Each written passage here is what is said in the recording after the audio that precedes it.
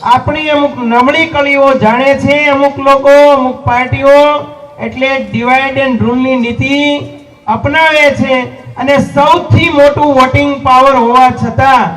મેં તો સમાચાર સાંભળતો હતો મને ગૌરવ થતો હતો કે આપણા અલ્પેશજીને ડેપ્યુટી સીએમ માં લેશે એના માટે બહુ પ્રયાસ ચાલુ હતા અને સંગઠન થયા ગાંધીનગરમાં મીટિંગો થઈ છતાં